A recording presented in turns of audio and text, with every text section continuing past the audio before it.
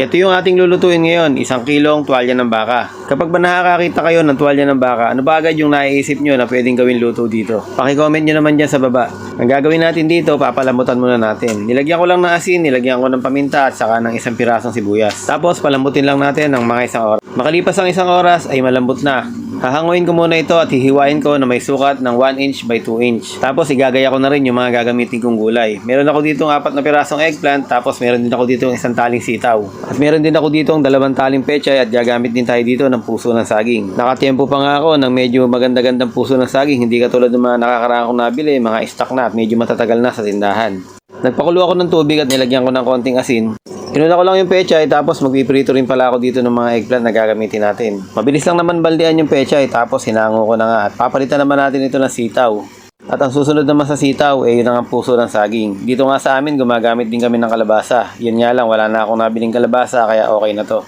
So nagisa na rin tayo dito ng bawang at sibuyas. Tapos ilagay na rin natin yung mga tuwalya ng baka na ating pinalambutan kanina. Titimplahan ko lang ito ng paminta tapos konting patis. Bali yung sabaw pala nito kanina ay hindi natin pwedeng itapon. Ito kasi yung gagamitin natin mamaya. Sobrang easy lang naman itong gawin at sigurado akong kayang-kaya ninyo. Ito na nga pala yung sinasabi natin na pinagpakuluan. Ito yung tinatawag na kaldo. Masarap at malinamnam ang pinaglagaan ng tuwalya ng baka. Masarap ding isama yung sabaw nito lalo na kung nagluluto ako ng papaitan o kaya ng goto. Maglalagay pa ako dito ng beef cube kasi hindi pa kumpleto yung lasa niya. Tapos lalagyan natin ng peanut butter. Etong peanut butter na ito ay nabibili sa mga grocery o sa mga tindahan sa palengke na pawang pantimpla lang sa ulam at hindi ito katulad ng mga nabibili natin na peanut butter na matamis. Gagamitan ko to ng natural na buto ng atsuete. Ito nga kasi yung magpapakulay. Kailangan lang talaga ay medyo marami-rami yung pangkulay mo para kumulay siya ng ganito. Tapos bilang pampalapot, ang gagamitin natin dito ay glutinous rice powder or yung malagkit na bigas na dinurog o pinino. May nabibili naman yan sa mga supermarket o sa mga tindahan. Okay na to at luto na. So ito, nilagay na natin sa aluminum foil.